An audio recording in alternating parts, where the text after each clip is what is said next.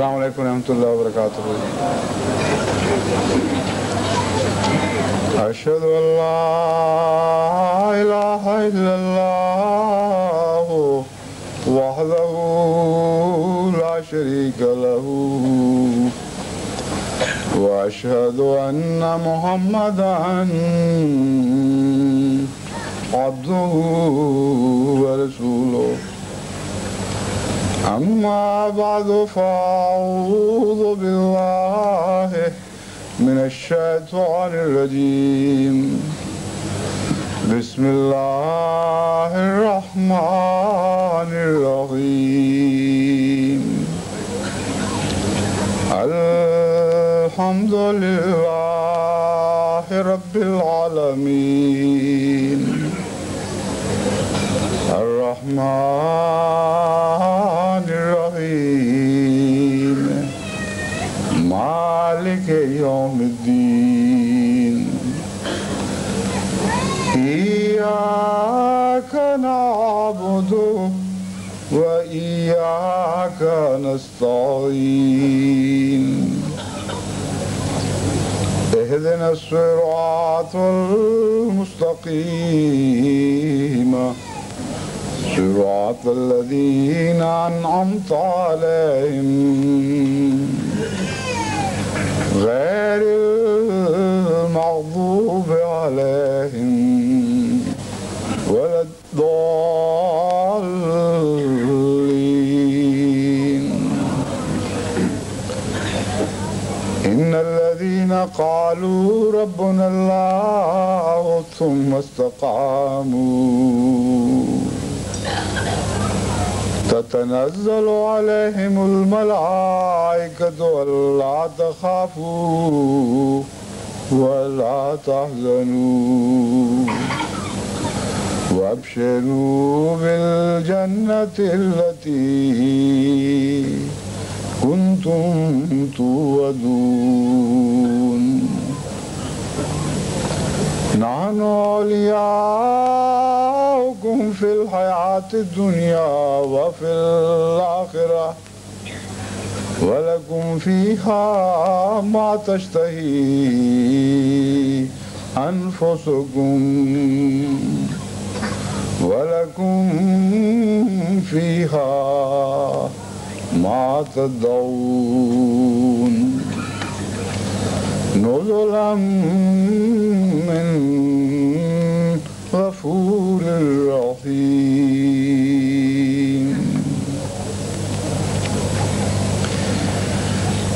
انسانی زندگی میں غم اور خوشی اس طرح ایک دوسرے کے ساتھ قدم بقدم پہلو بہ پہلو چلتے ہیں کہ کبھی غم غلبہ پا لیتا ہے کبھی خوشی، لیکن دونوں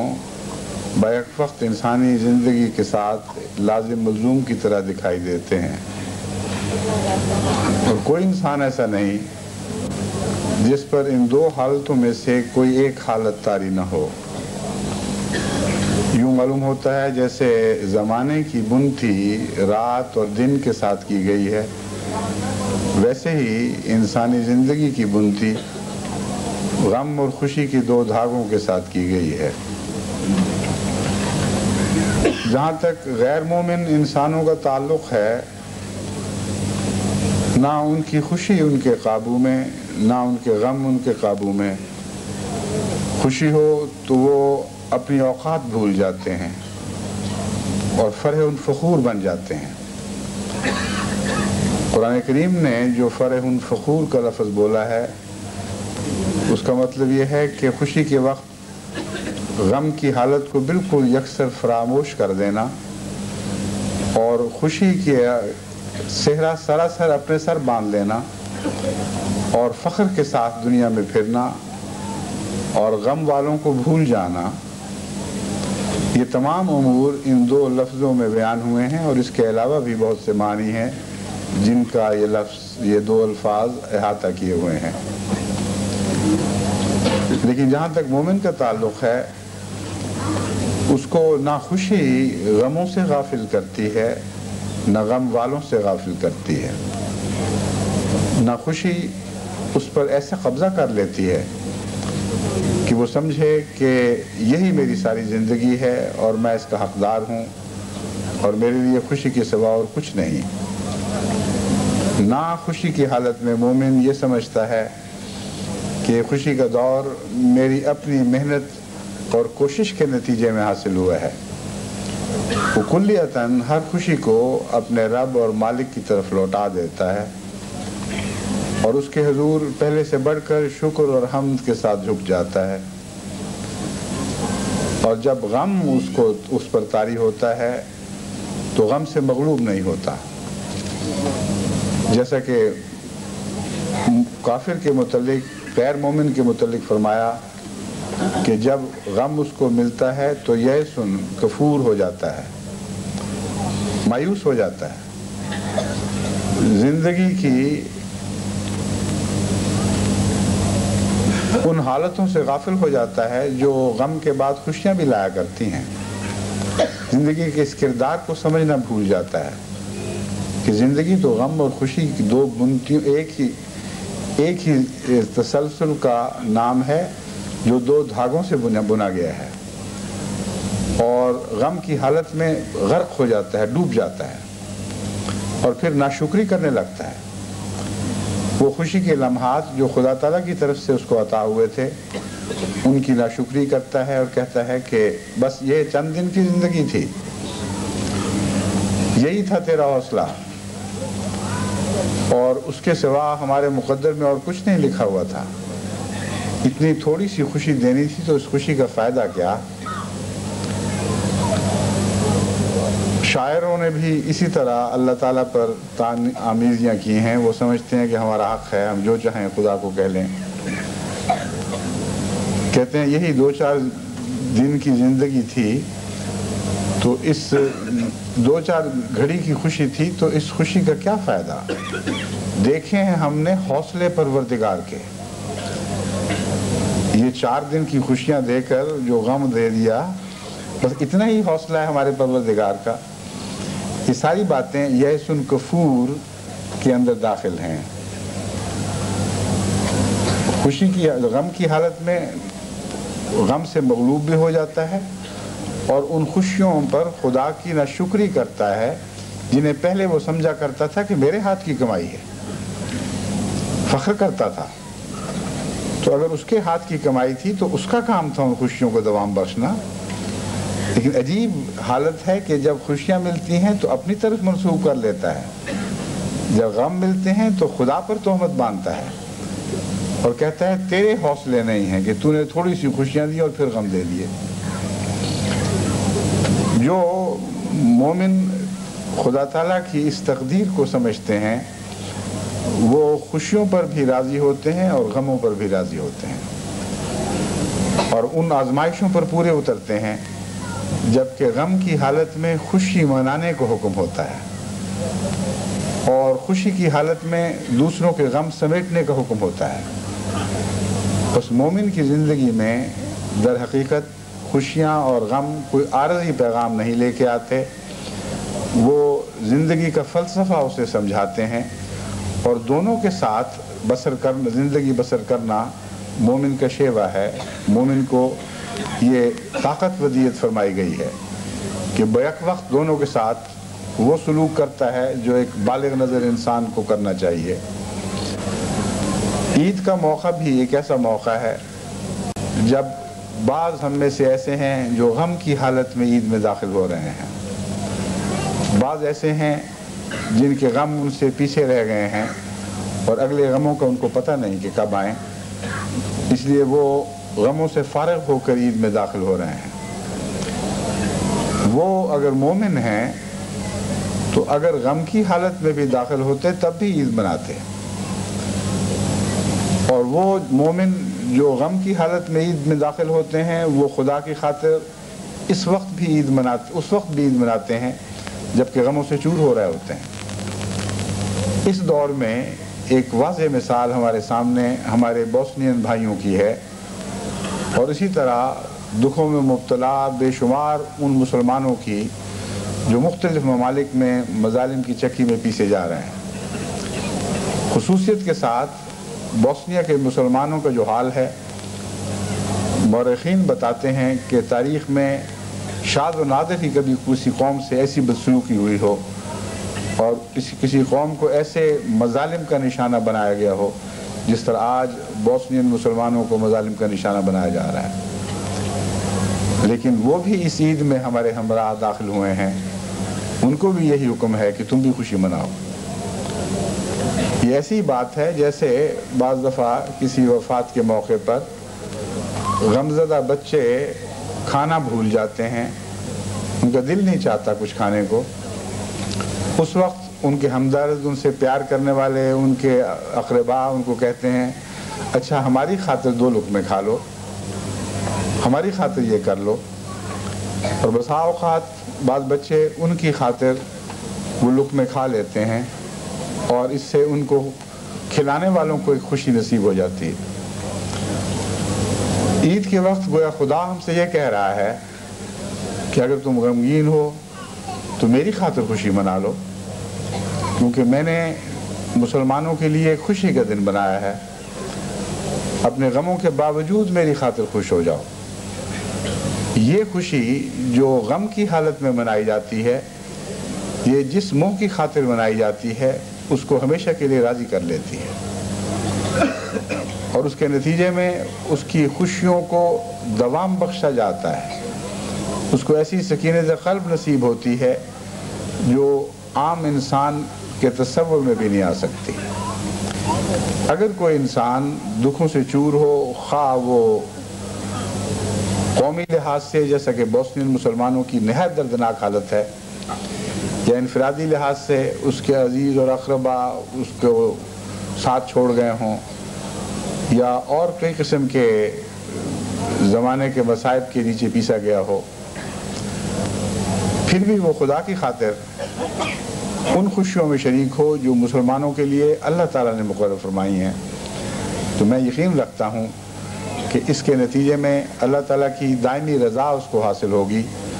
اور اس کی خوشیوں کے دور کو آئندہ لمبا کیا جائے گا اور اس کے غموں کو دور کرنے کی اللہ تعالیٰ ضمانت دے گا۔ بس خدا کو راضی کرنا اور خدا کی خاطر خوشی منانا ایک بہت ہی مبارک اقدام ہے۔ اس پہلو سے میں ہر اس غمزدہ کو یہ پیغام دیتا ہوں جو آج اپنے ان بھائیوں کے ساتھ اس خوشی میں شریک ہے جن پر آج غم کا دور نہیں، کہ وہ خدا کی خاطر خوش ہوں، چاہے بناوٹ سے خوشی کرنی پڑے، خدا کی خاطر ہنسیں چاہے بناوٹ کی ہنسی ہنسنا پڑے، کیونکہ پیاروں کی خاطر بعض دفعہ انسان بناوٹ بھی اختیار کر لیا کرتا ہے، اور یہ محبت کے سودے ہیں، محبت کے رشتے ہیں، ان کے نتیجے میں اللہ تعالیٰ کی دائمی رضا ان کو نصیب ہوگی۔ غموں کی حالت میں اپنے وجود کو قائم رکھنا اور بے حوصلگی کا شکار نہ ہو جانا، غموں کی حالت میں امید باندھے رکھنا اور یقین رکھنا کہ ہر رات کے بعد ایک دن بھی آیا کرتا ہے، یہ مومن کا خاص نشان بتایا گیا ہے، مومن کی خاص صفت بیان فرمائی گئی ہے۔ لیکن یہ کیسے نصیب ہوتی ہے، اس سے متعلق میں نے جو آیت قرآنی تلاوت کی ہے اس کے ایک ایسے پہلو کی طرف آپ کو متوجہ کرنا چاہتا ہوں جس کی طرف اس سے پہلے میری نظر نہیں گئی تھی، لیکن آج رات کو دعا کے وقت اللہ تعالیٰ نے ایک یہ بھی مضمون سجھا دیا۔ میں نہیں جانتا کہ اور پہلے بیان ہوا ہے یا نہیں، لیکن مجھے تو پہلی دفعہ اس آیت کا ایک اور مضمون اس طرح روشن ہوا جس کا اس عید کے ساتھ اور ان باتوں کے ساتھ گہرا تعلق ہے جو میں آپ کے سامنے رکھ رہا ہوں۔ بالعموم اس آیت کا ترجمہ جو سمجھا جاتا ہے اور وہ درست ہے وہ یہ ہے ان الذین قالوا ربنا اللہ ثم استقاموا، وہ لوگ جو یہ کہتے ہیں کہ اللہ ہمارا رب ہے اور اس کے نتیجے میں ان کو دنیا تکلیفیں دیتی ہے اور طرح طرح کے ابتلاؤں میں جھونکتی ہے اور طرح طرح کے عذابوں میں مبتلا کرتی ہے، خدا کی خاطر یہ کہنے کے جرم میں کہ اللہ ہمارا رب ہے، دنیا یہ بتانے ان کو یہ سمجھانے کی کوشش کرتی ہے کہ خدا تمہارا رب نہیں، ہم رب ہیں، ہم میں وہ طاقتیں ہیں جو تمہاری خوشیاں چھین سکتی ہیں، جو تمہیں غم عطا کر سکتی ہیں، اس لیے ہمارا خوف کرو۔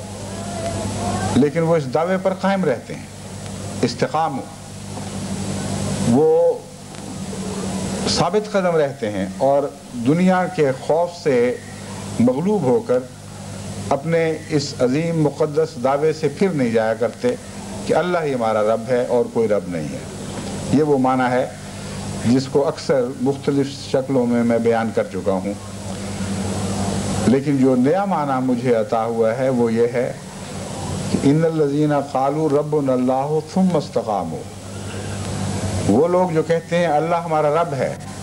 اور پھر اس کے نتیجے میں ان کو استقامت ملتی ہے، رب سے تعلق جوڑنے کے نتیجے میں تباً ان کو استقامت عطا ہوتی ہے۔ یہاں ثم کا معنی یہ بنے گا کہ جو کہتے ہیں اللہ ہمارا رب ہے اور سچائی کے ساتھ رب تسلیم کرتے ہیں اور رب بنا لیتے ہیں، ثم استقاموا، پھر لازماً وہ استقامت اختیار کرتے ہیں، اس کے سوا کوئی چارہ نہیں۔ جس کا رب جو کہے اللہ ہمارا رب ہے اور پھر رب کا ہو جائے اور رب کو اپنا دیکھ لے، اس کے لیے استقامت کے سوا ہے کیا؟ جس کے ساتھ اس کا رب کھڑا ہو، اسے دنیا کیسے خوف دلا سکتی ہے؟ تو وہ خدا سے طاقت پاتے ہیں، اپنے رب سے طاقت پاتے ہیں، اور جو اپنے رب سے طاقت پا کر مصائب میں استادہ ہو جاتے ہیں اور کھڑے اور قائم ہو جاتے ہیں، ان پر فرشتے نازل ہوتے ہیں۔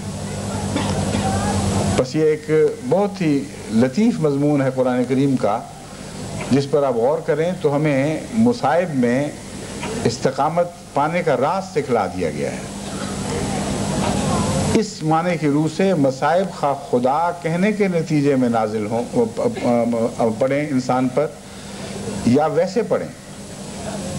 دنیا کے عام مصائب ہوں یا دینی مصائب ہوں،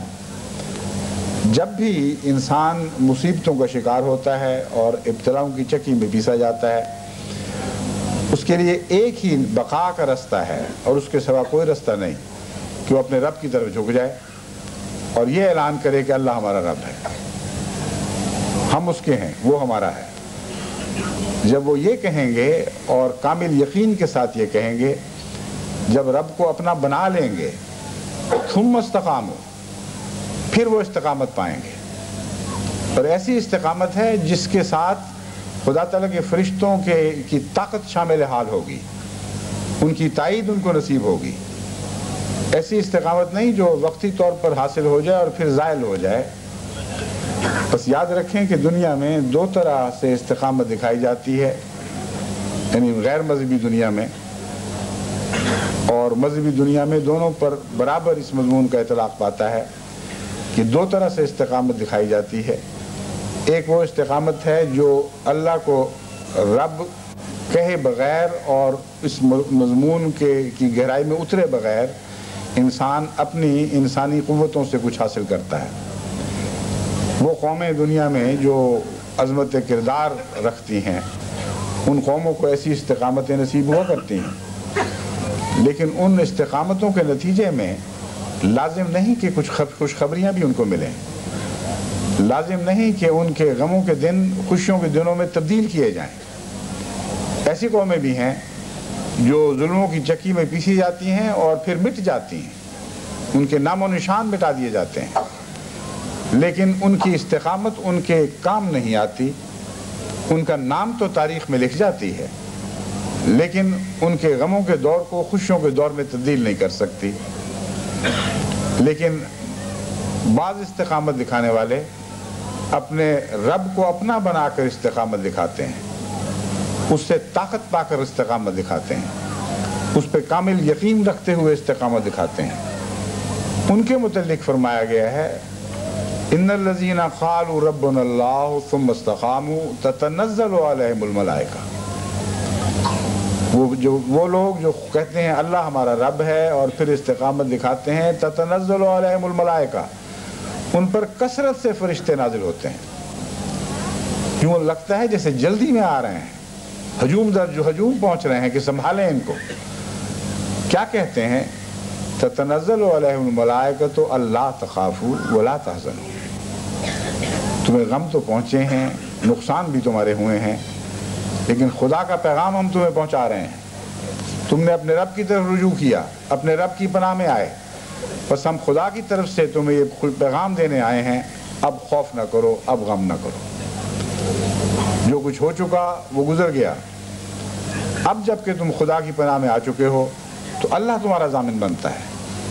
وہ ضرور تمہارے خوف دور کرے گا اور تمہارے غموں کا، تمہاری کھوئی ہوئی چیزوں کے غم اور حزن کا بدلہ تمہیں دے گا، اور جو کچھ تم کھو چکے ہو اس سے بہتر تمہیں عطا کرے گا۔ یہ کہتے ہوئے اس مضمون کو مزید واضح فرمایا گیا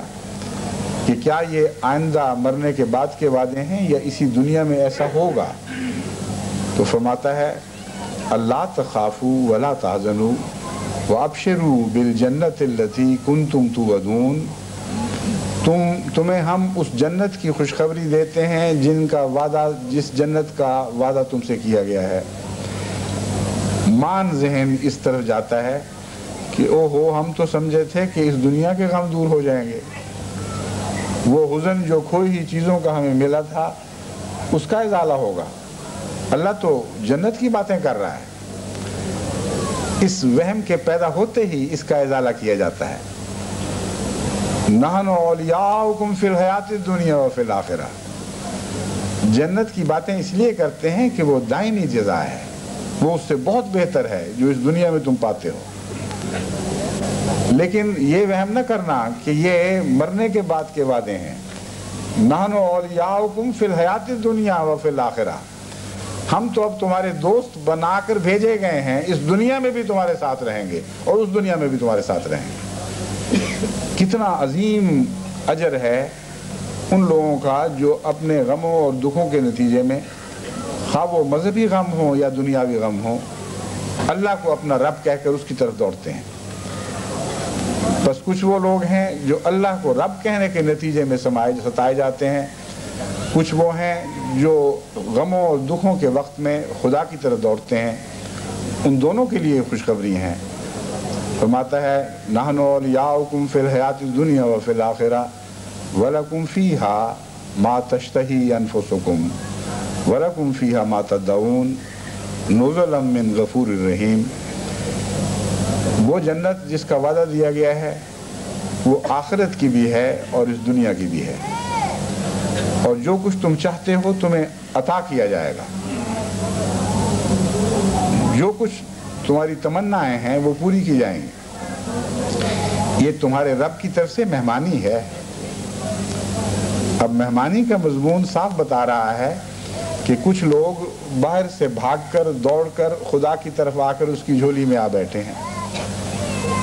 کچھ لوگ ایسے ہیں جو گھروں سے بے گھر ہوئے اور اللہ کی پناہ میں آ گئے۔ وہ سارے جو خواہ دنیا کے ظلموں کے نتیجے میں گھروں سے بے گھر ہو کر خدا کی پناہ میں آئے، یا اپنے طور پر بعض مصائب اور مصیبتوں کا شکار ہو کر اللہ کی پناہ میں داخل ہونے کی کوشش کرتے ہیں، ان سب کے لیے برابر یہ خوشخبری ہے نزلا من غفور الرحیم۔ یہ غفور اور رحیم خدا کی طرف سے مہمانی ہے، میزبانی ہے اللہ کی جو تمہیں عطا کی جائے گی۔ بس میں اپنے بوسنین بھائیوں اور بہنوں کو خصوصیت کے ساتھ اور ان تمام مظلوموں کو خواہ دنیا کی کسی قوم سے تعلق رکھتے ہوں، خواہ مسلمان ہوں یا غیر مسلم ہوں، یہ خبر دیتا ہوں کہ اللہ تعالیٰ کی پناہ سب کے لیے موجود ہے، خدا کا دامن سب کے لیے کھلا ہے، خدا کے وہ دروازے جو خدا کی جنت میں داخل کرنے والے دروازے ہیں وہ سب پر وہاں ہیں۔ ان الذین قالوا ربنا اللہ میں اس سے پہلے ایمان کی شرط نہیں لگائی گئی، اگرچہ وہ اس کے اندر داخل سمجھی جاتی ہے، لیکن اگر تکلیف کے وقت تک ایمان نہیں بھی تھا تو ربنا اللہ کہنے کے ساتھ خود بخود انسان مومن بن جاتا ہے۔ تو خواہ انسان کسی بھی دین پر ہو، اگر وہ مظالم اور مصیبتوں کے وقت میں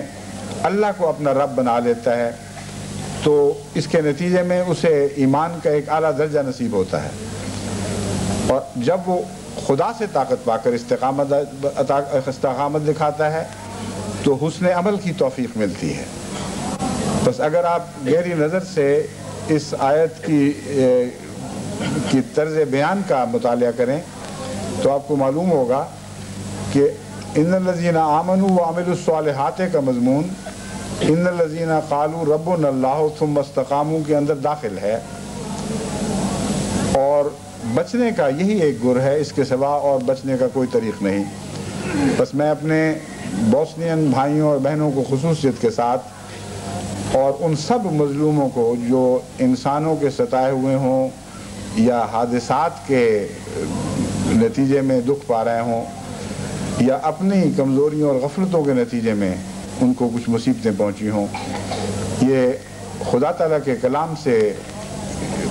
یہ خوشخبری دیتا ہوں کہ تمہارے لیے نجات کا رستہ کھلا ہے، تمہارے غموں کو خوشیوں میں تبدیل کیا جا سکتا ہے اگر تم اللہ کو اپنا رب بنا لو۔ بس بہت سے ایسے مسلمان بھی ہیں جو غموں کی حالت سے پہلے خدا تعالیٰ سے غافل زندگی بسر کرتے ہیں، اور بہت سے مسلمان بھائی بوسنیا کے بھی ایسے ہیں جن کو ستایا تو خدا کے نام پر جا رہا ہے لیکن عملاً ان کی زندگی خدا سے خالی تھی، نام کے مسلمان تھے لیکن عبادتوں سے غافل اور عبادتیں کرنا جانتے نہیں تھے۔ میں سمجھتا ہوں کہ اس میں بوسنیا کی موجودہ نسلوں کا قصور نہیں ہے، واقعہ یہ ہے کہ ایک لمبے عرصے سے اشتراکی دنیا کی سازش کے نتیجے میں بوسنیا میں اسلام کو ایک جرم بتایا گیا اور جرم قرار دیا گیا اور اس کے نتیجے میں سزائیں دی گئیں، اور ہر ممکن کوشش کی گئی کہ بوسنیا سے اسلام کا نام کلیتاً مٹا دیا جائے۔ سب سے زیادہ مشکل اسلام پر عمل اگر اشتراکی دنیا میں کہیں تھا تو بوسنیا میں تھا، اور البینیا میں بھی اسی قسم کے مظالم روا رکھے گئے اور اسی قسم کی سختیاں برپا کی گئیں، مگر بوسنیا کی کوئی مثال دکھائی نہیں دیتی دنیا میں،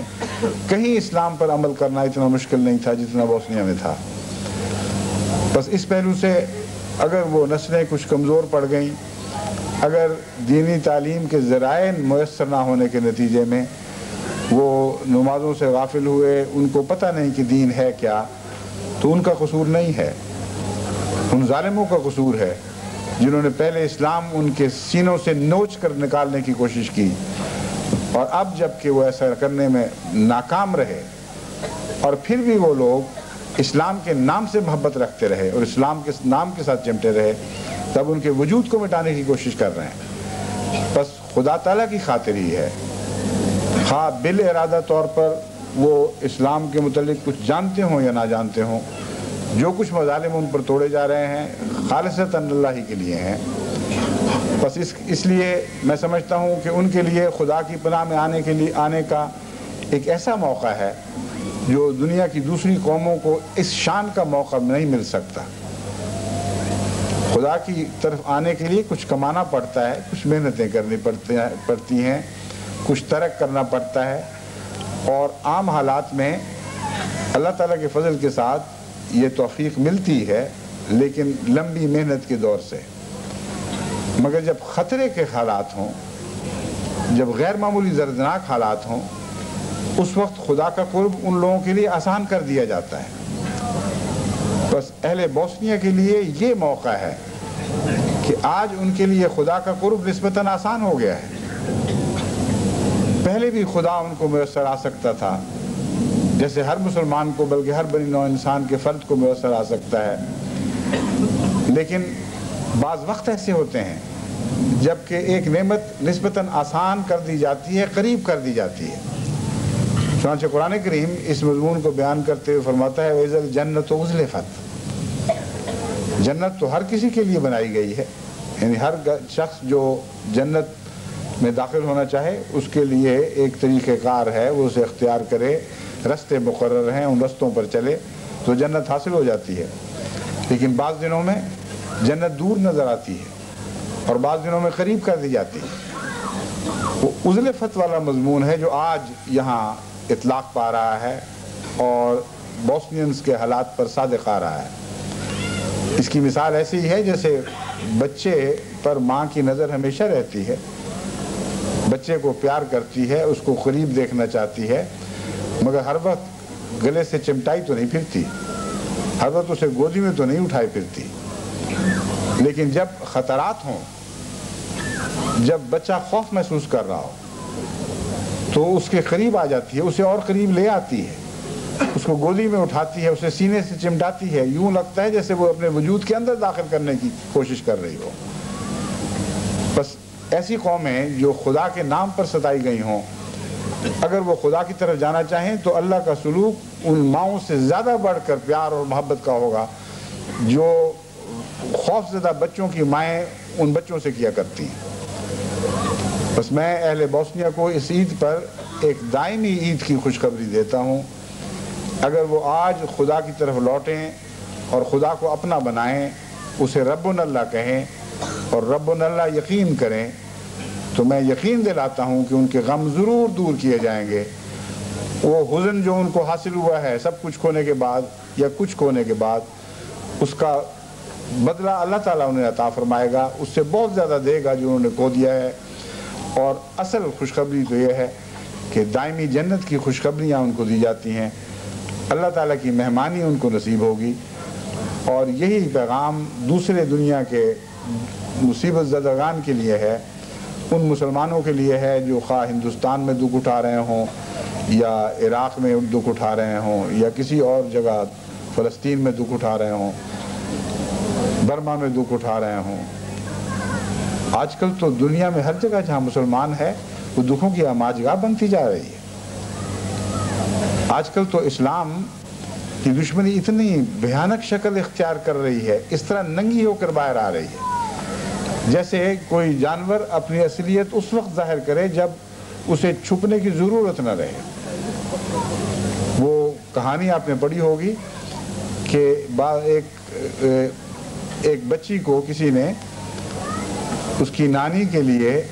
ایک پھولوں اور پھلوں کی ٹوکری سجا کر دی اور اسے خوب سجا کر بھیجا کہ اپنی بیمار نانی کو دے آؤ۔ کہانی کی روح سے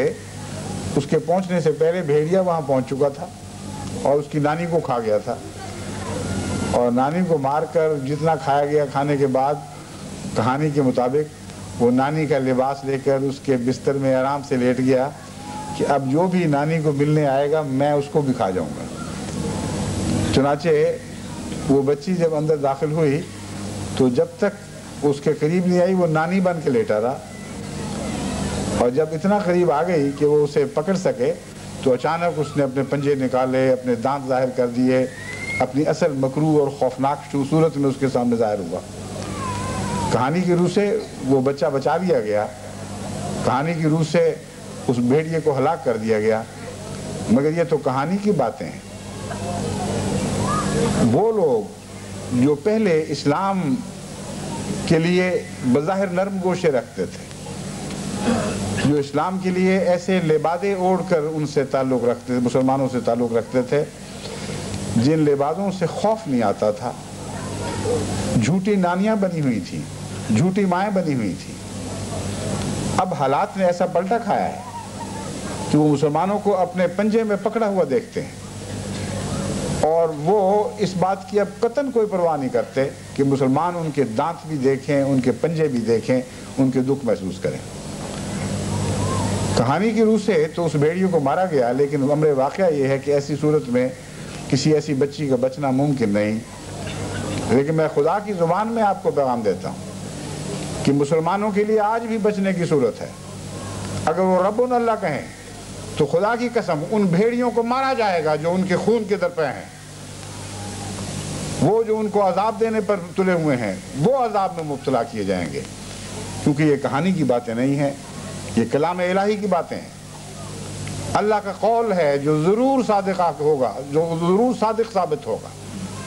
خدا کے کلام میں کوئی غلط بات، کوئی جھوٹ، کوئی مبالغہ نہیں ہے۔ بس جب خدا فرماتا ہے ان الذین قالوا ربنا اللہ ثم استقاموا، تو ان مظلوم بچیوں کے لیے بھی جو بھیڑیوں کا نشانہ بننے والی ہیں اس میں خوشخبری ہے، وہ پناہ ان پر بھی آئے، ان پر بھی سایہ فگن ہوگی۔ ان معصوم قوموں کی مثال بچیوں کی سی ہے جن کے اختیار میں ان کا دفاع نہیں ہے، جو بھول پنے میں آج بھی اپنے دشمن کو اپنا ہمدرد سمجھ رہی ہیں، کچھ عملاً ان کی جھولی میں جا چکی ہیں، کچھ ان کی طرف بڑھ رہی ہیں، ان کو میں یہ پیغام دیتا ہوں کہ یہ خطرات کے مقام ایسے آ چکے ہیں کہ اب اگر تم نے آنکھیں نہ کھولیں تو پھر تمہارے بچنے کا کوئی سوال باقی نہیں رہے گا، تم صفحہ ہستی سے مٹا دیے جاؤ۔ آنکھیں کھولو اور دیکھو کہ دشمن کون ہے اور کیسا ہے، اور پھر ربنا اللہ کہو، پھر اللہ کو آواز دو۔ وہ ماں جو اپنے بچے کی خطرے کی آواز کے وقت جھپٹتی ہے اور طاقتور دشمن کے مقابل پر بھی سامنے سینہ سپر ہو جاتی ہے کہ میں اپنے بچے کو بچاؤں، خدا اس ماں سے زیادہ غیرت دکھائے گا تمہارے لیے، زیادہ قوت کے ساتھ جھپٹے گا، اور خدا کے سامنے تو کوئی دشمن طاقتور نہیں ہے۔ بس ان الذین قالوا ربنا اللہ میں جو پیغام دیا گیا ہے وہ بوسنین ہی کے لیے نہیں بلکہ تمام ان مسلمان قوموں کے لیے ہے جن کے سامنے اب بھیڑیوں نے اپنے پنجے نکال لیے ہیں، اپنے دانت کھول دیے ہیں اور حملہ آور ہو رہے ہیں، اور ہر طرح سے مسلمان کو ذلیل و رسوا کیا جا رہا ہے۔ مجھے یاد ہے جب بوسنیا کا سلسلہ چلا تو آغاز میں مجھے تعجب ہوا کرتا تھا کہ مسلمان کیوں کہتے ہیں، یہ بوسنین کیوں نہیں کہتے؟ یہ کیا وجہ ہے کہ خام خواہ سربوکریٹس کو بدنام کر رہے ہیں کہ یہ مسلمانوں کے اوپر حملہ آور ہیں، اور اسلام مسلمانوں کو پیغام دے رہے ہیں کہ دیکھو تم مظلوم ہو، حالانکہ عام دستور ان کے پروپیگنڈے کا یہ نہیں ہے۔ کچھ لمبے عرصے کے بعد غور کرنے کے بعد مجھے یہ بات سمجھ آئی۔ بات یہ ہے کہ اگر کوئی یورپین اور قوم ہوتی جس کے ساتھ اس مسلمان کا لیبل نہ لگا ہوتا اور اتنا لمبا عرصہ اتنے خوفناک مظالم کا نشانہ بنائی جاتی تو یورپین ملکوں میں ان کے حق میں انقلاب آ جاتا، وہ حکومتیں ٹوٹ جاتی جو ان کے لیے ہتھیار لے کر ان ظالموں پر حملہ آور نہ ہوتی۔ ناممکن تھا کہ مغربی مزاج اس بات کو برداشت کر لیتا کہ اتنے خوفناک مظالم یورپ کے اندر توڑے جا رہے ہیں، اور وہ لوگ جن کو کردوں کی اتنی ہمدردی تھی کہ کردوں کے نام پر لاکھوں کو ویسے تباہ و برباد کر دیا جن کا قصور بھی کوئی نہیں تھا، وہ آج کہاں ہیں؟ کیوں ہمارے یورپین بھائیوں کی حفاظت کے لیے وہ کمر بستہ نہیں ہوئے؟ یہ سوال تھے جو اٹھنے تھے لازماً، اور ان سوالوں کا توڑ یہ کیا گیا ہے کہ شروع سے آخر تک ان کو معلوم تھا کہ یہ مظالم توڑے جا رہے ہیں، توڑے جائیں گے اور بڑھتے چلے جائیں گے، اور ہم نے کچھ نہیں کرنا۔ اس کا دفاع یہ ہے اپنے ظلم کا کہ ہمارے خلاف ہماری قومیں نہ ہو جائیں کہ پروپیگنڈے کے ذریعے بتایا جا رہا ہے کہ بھائی یہ مسلمان ہیں، مسلمان ہیں، مسلمان ہیں، تم نہیں ہو، یورپین حیثیت ان کی اور ہوگی، اصل حیثیت ان کی مسلمان کی ہے، اور مسلمان تو بڑی گندی قوم ہے، مسلمان تو بنی نوع انسان کے لیے خطرہ قوم ہے، اس لیے مٹنے تو اگر مٹتے ہیں تو۔ اس پروپیگنڈے کے باوجود پھر بھی کثرت سے ایسے شرفاء ان لوگوں میں ملتے ہیں، ایسی خواتین ہیں جنہوں نے اپنے آپ کو وقف کر رکھا ہے بوسنیوں کی ہمدردی میں، ایسے مرد ہیں جو جان خطرے میں ڈال کر ان کے لیے خوراک اور بعض دوسری چیزیں پہنچانے میں ہر ممکن کوشش کر رہے ہیں۔ یہ استثنائی صورتیں ہیں، یہ قومی صورت نہیں ہے۔ میں جس صورتحال پر تنقید کر رہا ہوں وہ انفرادی نہیں بلکہ قومی ہے، وہ ایک اجتماعی صورت ہے۔ اس اجتماعی صورت میں مسلمان کہہ کر در حقیقت یہ انتظام کیا گیا تھا کہ کثرت کے ساتھ رائے عامہ ان حکومتوں کے خلاف نہ اٹھ کھڑی ہو جو حکومتیں یہ ظلم روا ہوتا دیکھ رہی ہیں اور خاموش بیٹھی ہیں۔ بس کوئی اور پناہ ہے ہی نہیں، ایک ہی پناہ ہے اور وہ خدا کی پناہ ہے۔ اگر کوئی اور پناہ ہوتی تو پھر بھی کچھ کوشش کرتے کہ ہم اس طرف جائیں گے۔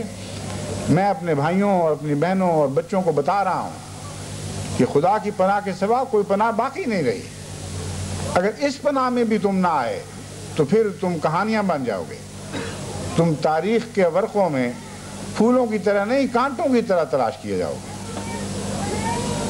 اس لیے ان الذین قالوا ربنا اللہ کا پیغام سن کر اس کھلے ہوئے رحمت باری کے دروازے کی طرف دوڑو، اس پناہ کی طرف دوڑو جو قرآن کریم نے تمہارے لیے 1400 سال پہلے سے بنا کر رکھی تھی اور مقدر کر رکھی تھی، اور ہمیشہ تمہارے لیے یہ مقدر رہے گی۔ ربنا اللہ کہو اور اپنے رب کی طرف دوڑو، انشاءاللہ تمہارے سارے غم دور کیے جائیں گے، تمہارے سارے خوف باطل کر دیے جائیں گے۔ اللہ پہلے بھی ایسا کرتا رہا ہے اور اس بات پر قادر ہے۔ اور جہاں تک ان غفلتوں کا تعلق ہے جن کے نتیجے میں تم اسلام سے غافل رہے ہو، تو اللہ تعالیٰ نے ساتھ ہی یہ خوشخبری دی ہے کہ وہ بخشنے والا اور رحم کرنے والا ہے۔ جیسا کہ فرمایا نحن اولیاؤکم فی الحیات الدنیا وفی الآخرہ وَلَكُمْ فِيهَا مَا تَشْتَهِي أَنفُسُكُمْ وَلَكُمْ فِيهَا مَا تَدَّعُونَ نُزُلًا مِّن غَفُورٍ رَحِيمٍ۔ کیسا عمدہ پیغام ہے جس نے یہ خوف بھی دور کر دیے کہ ہم تو گناہگار لوگ تھے، ہم تو اس سے پہلے خدا سے غافل رہے تھے۔ یہ جنت تو شاید ان لوگوں کے لیے بنائی گئی ہو جو خدا والے ہو، دیر سے چلے آ رہے ہوں، جنہوں نے عمریں خدا کی خاطر صرف کی ہوں، جو خدا کی جنت کے مستحق بنے ہوں۔ فرمایا یہ بات نہیں ہے، تم جب بھی میرے پاس آئے ہو، خواہ پہلے تم نے مجھ سے تعلق رکھا یا نہیں رکھا، آج جب کہ میری رحمت اور پناہ کا دروازہ کھلا سمجھ کر دوڑے چلے آئے ہو، تو میں بتاتا ہوں یہ مہمان نوازی غفور الرحیم کی طرف سے ہے، ایسے خدا کی طرف سے ہے جو بہت مغفرت کرنے والا ہے، بہت بخشش کرنے والا ہے، بار بار رحم کرنے والا ہے۔ بس کس کے لیے کون سا خطرے کا مقام باقی رہا ہے؟ ہر مومن کے لیے عظیم خوشخبریاں ان آیات میں رکھی گئی ہیں، اور ایسی عیدیں عطا کرنے کا وعدہ ہے جو عیدیں دائمی ہیں، جن کا تعلق ایک دن کے ساتھ نہیں کہ وہ آیا اور چلا گیا اور عیدوں کی خوشیاں ساتھ لے کر رخصت ہو گیا۔ ایسی عید کے ساتھ ان خوشخبریوں کا تعلق ہے جو دنیا میں بھی ہمیشہ رہے گی اور آخرت میں بھی ہمیشہ رہے گی۔ نحن اولیاؤکم فی الحیات الدنیا وفی الآخرہ، اب کبھی ہم تمہارا ساتھ نہیں چھوڑیں گے۔ اللہ نے بھیجا ہے اور کہا ہے کہ ان بندوں کو جو ہمیں اپنا رب بنا چکے ہیں، مجھے اپنا رب بنا چکے ہیں، ان کو جا کے کہو ہم تمہارے ساتھ رہنے کے لیے آئے ہیں، خوشخبریاں دے کر واپس چلے جانے کے لیے نہیں آئے، موت تک تمہارے ساتھ رہیں گے، موت کے بعد بھی تمہارے ساتھ رہیں گے۔ تو اتنی عظیم الشان خوشخبریوں سے غافل رہ کر اپنی دنیا کو بھی خراب کر لینا، یا خراب شدہ دنیا کو بحال کرنے کی، ٹھیک کرنے کی کوشش نہ کرنا، اور آخرت کو بھی خراب کر لینا یا خراب شدہ آخرت کو ٹھیک کرنے کی کوشش نہ کرنا، بڑی سخت محروبی اور بدنصیبی ہوگی۔ بس میں امید رکھتا ہوں کہ وہ احمدی جو بوسنینز کے ساتھ تعلق رکھ رہے ہیں، ان کی خدمتیں کر رہے ہیں، ان تک یہ پیغام پہنچائیں اگر وہ آج اس پیغام کو نہیں سن رہے، اور ان سے کہیں کہ اپنے دوسرے بھائیوں تک بھی یہ پیغام پہنچائیں کہ مایوسی کا کوئی مقام نہیں ہے، کفران نعمت کا کوئی موقع نہیں ہے۔ تم اللہ سے تعلق جوڑو اور پھر دیکھو کہ خدا کس طرح تمہارے حالات کو تبدیل فرماتا ہے، اور آواز در آواز دوسروں تک پہنچاتے چلے جائیں، یہاں تک کہ تمام مظلوموں تک یہ آواز پہنچ جائے کہ تمہارے لیے آج ایک پناہ کا دروازہ کھلا ہے۔ اور اس کے ساتھ ہی ان کو خدا کی طرف واپس لانے کا پیغام بھی تو دینا ہے۔ میں یہ نہیں کہہ رہا کہ احمدیت کی تبلیغ کرو، احمدیت اسلام ہی کا دوسرا نام ہے، اس میں کوئی شک نہیں، لیکن آج یہ وقت نہیں ہے کہ ان کی خدمتیں کرو اور ساتھ احمدیت کی طرف بلاؤ۔ سر دست ان کو صرف اس طرف بلاؤ کہ اللہ کی طرف لوٹیں۔ اگر تم نے احمدیت اور غیر احمدیت کے جھگڑے شروع کر دیے تو تم سے جو فائدہ ان کو پہنچ سکتا تھا وہ بھی نہیں پہنچے گا۔ بہت ان میں بھی ہیں جو تعصبات کا شکار ہیں، بہت ان میں ایسے ہیں جو دوسروں کے تعصبات کا نشانہ بنائے گئے ہیں اور دوسروں کے تعصبات ان کے دلوں میں منتقل کیے جا رہے ہیں۔ مجھے تمام دنیا سے جو خبریں مل رہی ہیں ان کے مطابق باقاعدہ ایک منظم مہم کے طور پر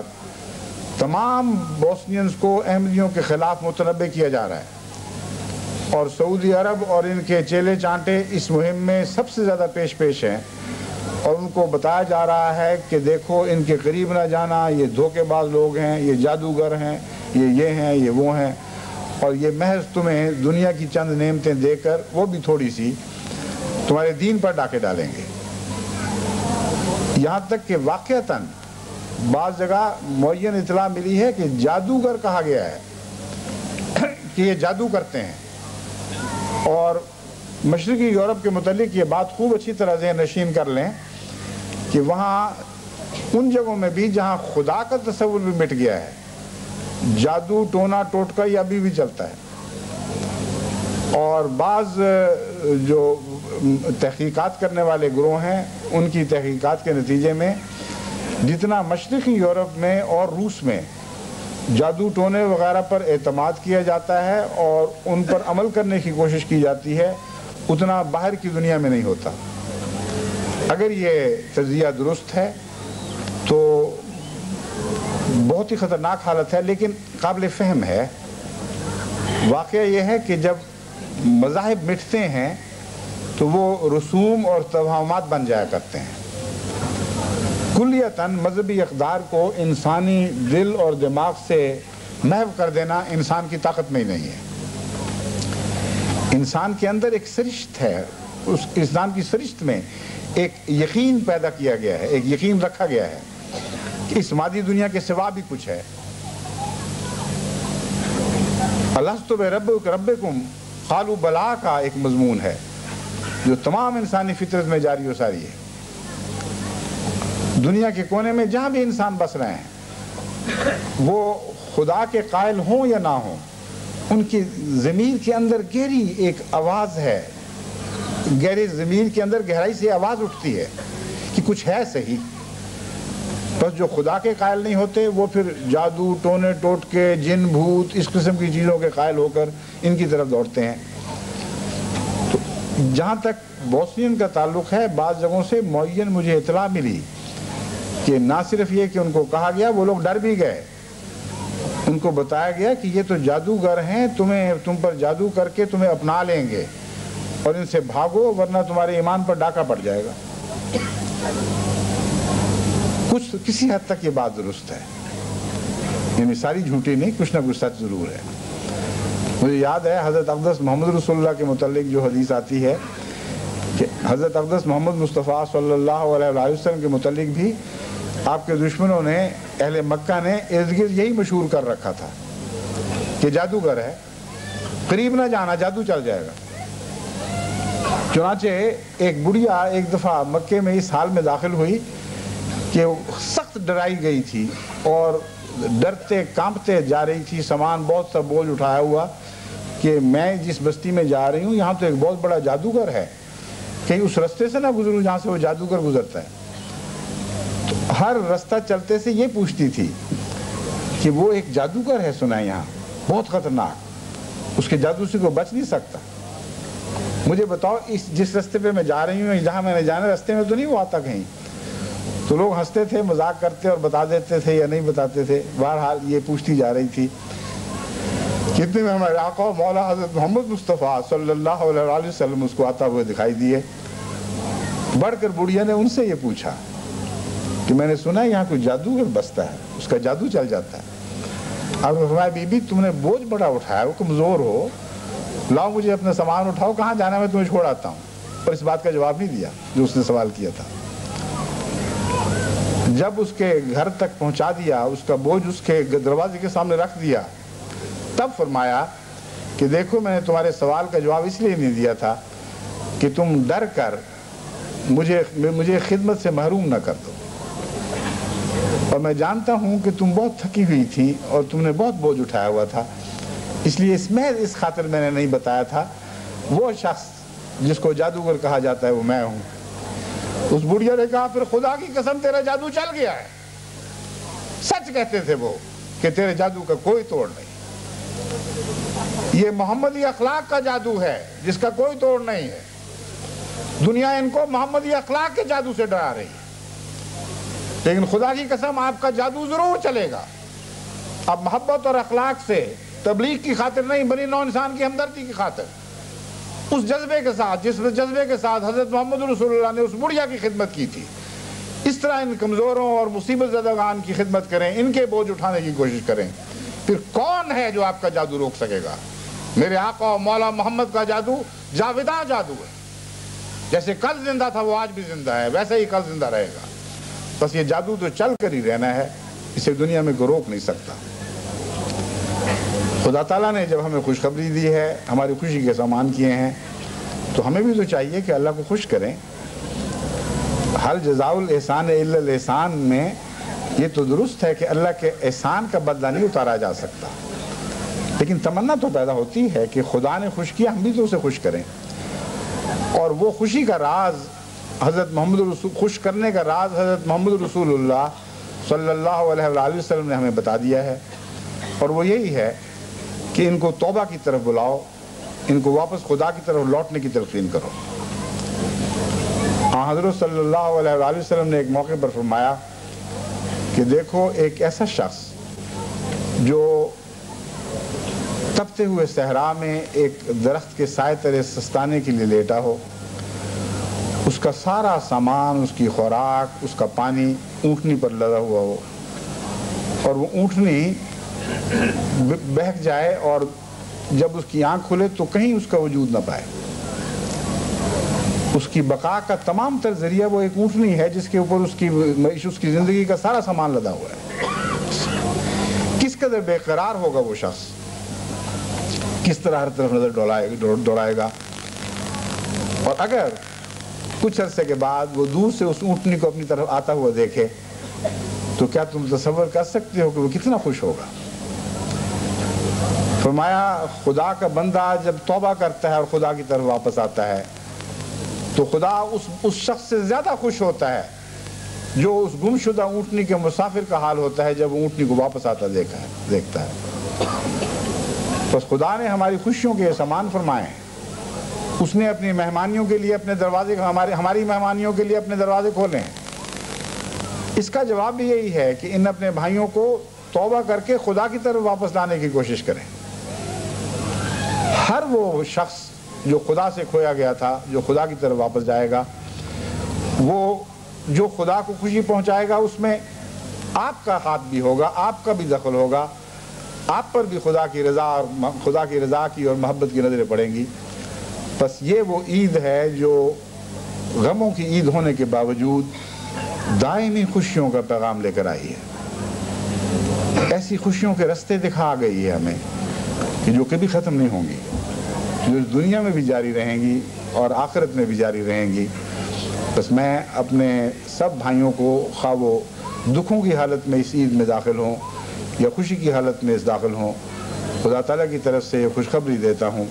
کہ ربنا اللہ کہیں اور ربنا اللہ پر قائم رہیں تو ان کی خوشیاں دائمی ہو جائیں گی اور ان کے غم مٹا دیے جائیں گے، ہمیشہ کے لیے اپنے رب کی پناہ میں آ جائیں گے۔ اور یہی وہ حقیقی عید ہے جو دنیا میں بھی ساتھ رہے گی اور آخرت میں بھی ساتھ رہے گی۔ اللہ تعالیٰ ہمیں ایسی ہی عید عطا کرے۔ اس کے ساتھ میں دعا سے پہلے یہ اعلان کرنا چاہتا ہوں کہ اپنے سب مظلوم بھائیوں کو خصوصیت سے دعا میں یاد رکھیں، ان غمزدہ لوگوں کو بھی دعا میں یاد رکھیں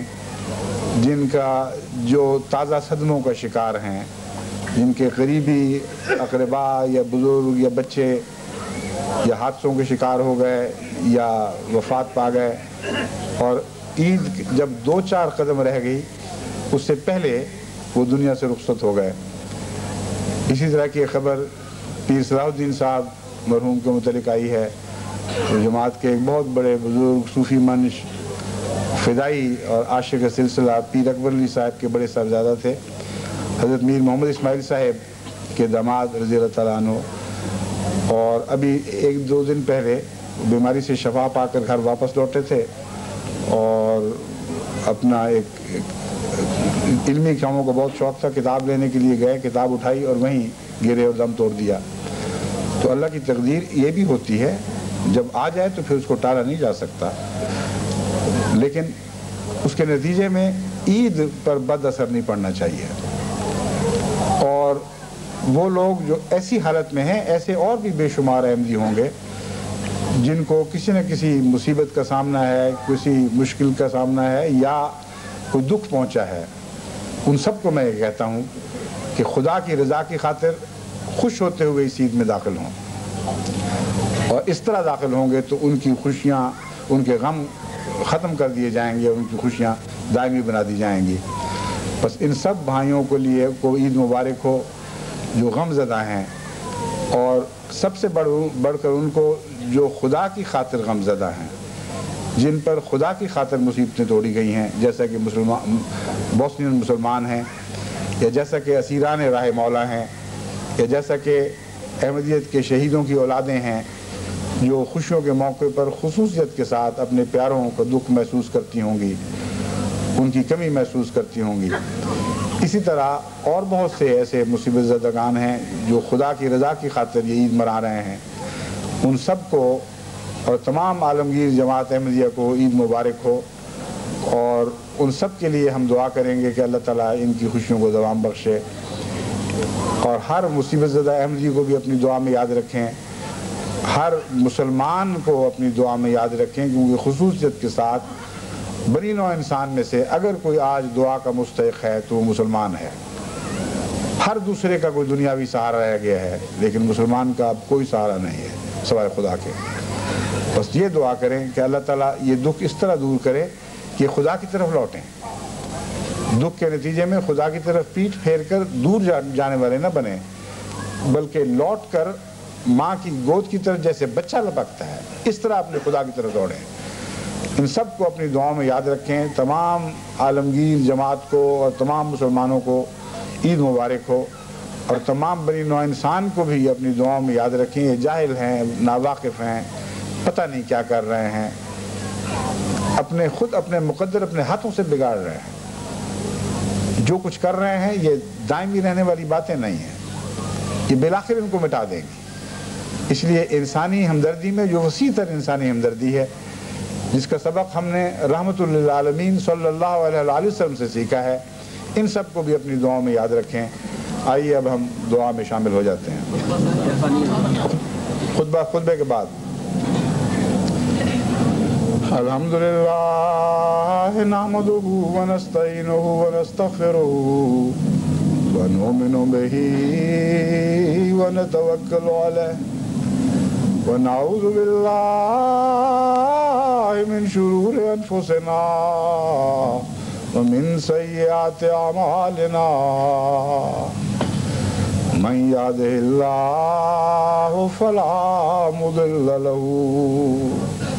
ومن يضلله فلا هادي له ونشهد ان لا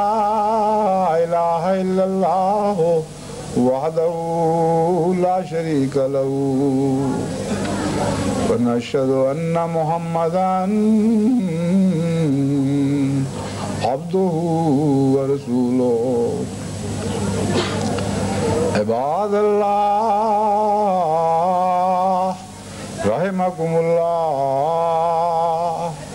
ان اللہ یامر بالعدل والإحسان وإیتاء ذی القربى وینہی عن الفحشاء والمنکر والبغی یعظکم لعلکم تذکرون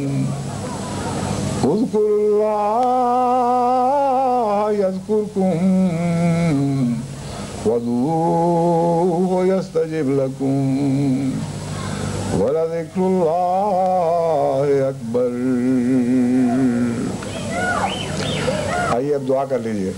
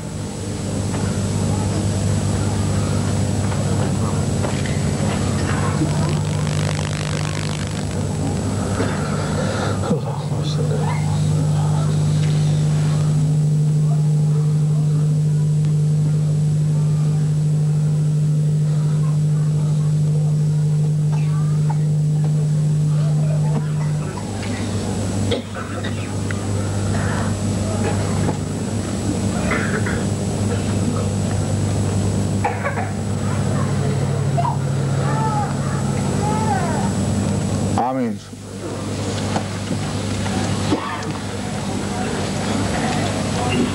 इस वक्त 12 बज चुके हैं, 5 मिनट ऊपर हो गए हैं। अभी कुछ मुलाकातें होंगी इंशाअल्लाह, जैसा कि दस्तूर है। जो दोस्त यहाँ ठहरेंगे, मैं पहले मस्तूरात की तरफ जाके उनको सलाम कहूँगा, फिर 1-2 और रास्ते में मुझे बताया गया ठहर के बाद कारकुनान वगैरह से मिलना है। अगर आप यहाँ बैठे रहें उसी तरह इत्मीनान से, तो मैं हाजिर होकर तो फिर मुलाकात शुरू करूँगा। यानी मुसाफा करना, तरीक़ेकार ये है कि अगली सफ़ वाले खड़े हो जाएं और उनसे मुसाफा हो जाए, तो फिर पिछली सफ़ वाले खड़े हो जाएं और अगली सफ़ वाले बैठ जाएं। इस तरह रफ्ता रफ्ता एक सफ़ खड़ी हो और मैं फिर कर मुसाफा करूँगा। और उसके बाद यही इंशाअल्लाह ज़ोहर असर की नमाज़ें जमा हो जाएंगी, क्योंकि अब ईद का वक्त तकरीबन ज़ोहर के वक्त के साथ मिल गया है। 12 बजे के बाद ज़ोहर का वक्त शुरू हो जाता है। तो बजाय इसके कि दोबारा आप लोग इकट्ठे हों, मैं जिनका वज़ू कायम है वो बैठे रहें, वरना बाकी वज़ू करके वापस आ जाएं और इंशाअल्लाह ज़ोहर असर की नमाज़ें मुलाकात यानी मुसाफे के मान बाद यहीं होंगी। अस्सलाम वालेकुम रहमतुल्लाहि व बरकातहू।